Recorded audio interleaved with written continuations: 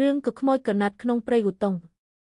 យប់មួយដែលពន្លឺព្រះច័ន្ទពេញមួយគ្របលើអាកាសមេឃងឹតនិងខ្យល់ត្រជាក់សោះឆើតឆ្លងកាត់ព្រៃឧតុងដែលគេមិនហ៊ានឆ្លងកាត់ពេលរាត្រីព្រៃនោះមានកេរ្តិ៍ឈ្មោះថាព្រៃអំពាវនាវព្រោះអ្នកឆ្លងកាត់គេនិយាយថាមានសំឡេងមិនចេញពីមនុស្សនិងមិនមែនពីសត្វ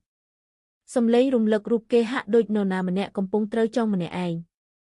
នៅចំកណ្ដាលព្រៃមានរូបរាងមួយឈរតាំងសំឡេងមិនរអ៊ូទេមនុស្សម្នាក់ដូចសាកសពដែលត្រូវរុំសំណងស្រោមក្រណាត់កខ្វក់ដោយជាតិដីនិងឈាមស្ងួតខ្សែចងលើរាងកាយគាត់ត្រូវរឹតតែឲ្យតឹងបង្កើតស្នាមរុំជ្រេះច្រាំងលើសាច់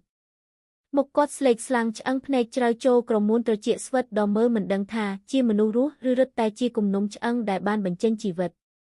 គេហៅគាត់ថាក៏ខ្មោចកណាត់យូតាមរឿងចាស់នៅភូមិជិតនោះគាត់ជាបុរសម្នាក់ដែលត្រូវគេប្រហារជីវិតដោយរុំក្នុងក្រណាត់មេរោគហើយបោះចោលនៅព្រៃនេះមុនស្លាប់គាត់បានស្រក់ទឹកភ្នែកមិនមែនដោយការឈឺចាប់ but because he feared dying alone in the forest where no one would ever find him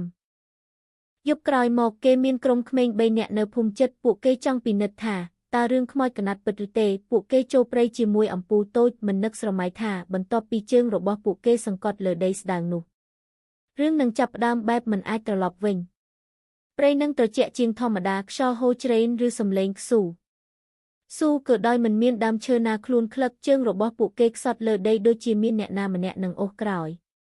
ចំពោះមុខក្នុងចម្ងាយមេឃប៉ះពន្លឺព្រះច័ន្ទហាក់ដូចត្រូវគេចង់បិទរូបរាងមួយឈរ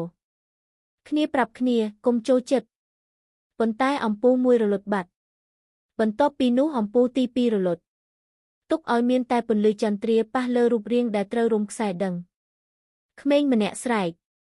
វាខេងដើរអ្វីដែលគួរឲ្យរន្ធត់គឺរូបរាងនោះមិនបានដើរវាតែចលនាដោយដេកខ្លួនវាអូសចិត្តអ្នកទាំង3មាត់នៅក្រោយក្រណាត់បើកស្រាលមានសំឡេងស្រែកមិនចេញដូចជាមនុស្សត្រូវរំមាត់អយខ្ញុំចេញ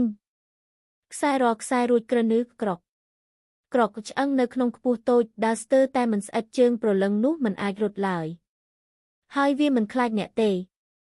វាចង់ឲ្យអ្នកខ្លាចវាពេលក្មេងម្នាក់ត្រឡប់មើលពីក្រោយគាត់ឃើញ shadow ធំមួយមិនមែនរូបរាងនោះទេគឺមានម្ចាស់ខ្មោចចំខាងទៀតនៅពីក្រោយវាស្ដើងឆ្អឹងដូចដំឡាភិបកំពុងចងខ្សែបន្ថែមព្រៃទាំងមូលស្ងាត់មានតែសំឡេងខ្សែរោលរោគទៅជាការចងរុំសាកសពថ្មីមួយខ្លួនគាត់មិនដែលបានបញ្ចុះចិត្តចូលដីអញ្ចឹងវិញ្ញាណគាត់មិនជាសុខទេគាត់ឈរនៅព្រៃនេះរាល់យប់ដោយក្បាលកោងតិចហាក់ដូចជាមើលអ្នកណាមកចិត្តដូចជាមិនមានចិត្តណាចង់ធ្វើអាក្រក់ប៉ុន្តែចង់ឲ្យមនុស្សណាម្នាក់ស្គាល់រឿងសោកសៅរបស់គាត់តើអ្នកដឹងទេអ្នកភូមិយើងប្រាប់ថាបើអ្នកឲ្យសំឡេងខ្សែរឹតរឹងរៃពីក្រោយកុំដាច់មើលត្រឡប់ក្រោយឡើយបើអ្នកបើកភ្នែកមើលទោះជាបន្តិចអ្នកនឹងឃើញគាត់នៅចម្ងាយតិចមិនដើរមកតែគ្រាន់តែខិតជិតអ្នករាល់ពេលអ្នកភ្លេចដកដង្ហើម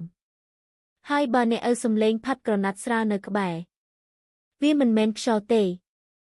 វាគឺគាត់យប់មួយទៀតកំពុងសង្ឃឹមថាអ្នកជាមនុស្សនឹងស្ដាប់រឿងរបស់គាត់យប់ក្រោយមកគេមានក្រុមក្មេង3នាក់នៅភូមិជិតពួកគេចង់ពិនិត្យថាតើរឿងខ្មោចកណាត់ពិតឬទេពួកគេចូលព្រៃជាមួយអំពូលតូចមិននឹកស្រមៃថាបន្ទាប់ពីជើងរបស់ពួកគេសង្កត់លើដីស្ដើងនោះរឿងនឹងចាប់ផ្ដើមបែបមិនអាចត្រឡប់វិញព្រៃនឹងត្រជាក់ជាងធម្មតាខ្យល់ហូរច្រេនឬសំឡេងស៊ូក៏ដោយមិនមានដើមឈើណាខ្លួនក្លឹកជើងរបស់ពួកគេខ្សត់លើដីដូចជាមានអ្នកណាម្នាក់នឹងអូសក្រោយចំពោះមុខក្នុងចម្ងាយមេឃប៉ះពន្លឺព្រះច័ន្ទហាក់ដូចត្រូវគេចង់បិទរូបរាងមួយឈរ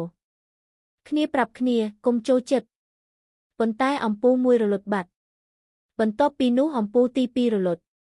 ទុកឲ្យមានតែពន្លឺចន្ទ្រាប៉ះលើរូបរាងដែលត្រូវរុំខ្សែដឹងក្មេងម្នាក់ស្រែកវាខេងដើរអ្វីដែលគួរឲ្យរន្ធត់គឺរូបរាងនោះមិនបានដើរវាតែចលនាដោយដេកខ្លួនវាអូសចិត្តអ្នកទាំង3មាត់នៅក្រោយក្រណាត់បើកស្រាលមានសំឡេងស្រែកមិនចេញដូចជាមនុស្សត្រូវរំមាត់អយខ្ញុំចេញខ្សែរួចក្រនឺក្រកឆ្អឹងនៅក្នុងខ្ពស់តូចដើរស្ទើរតែមិនស្អិតជើងប្រលឹងនោះមិនអាចរត់ឡើយហើយវាមិនខ្លាចអ្នកទេវាចង់ឲ្យអ្នកខ្លាចវាពេលក្មេងម្នាក់ត្រឡប់មើលពីក្រោយគាត់ឃើញ shadow ធំមួយមិនមែនរូបរាងនោះទេគឺមានម្ចាស់ខ្មោចចំខាងទៀតនៅពីក្រោយវា ស្ដាងឆ្អឹងដូចដំឡាភាពកំពុងចងខ្សែបន្ថែមព្រៃទាំងមូលស្ងាត់មានតែសំឡេងខ្សែរោលរោគរោគរោគទៅជាការចងរំសាកសពថ្មីមួយ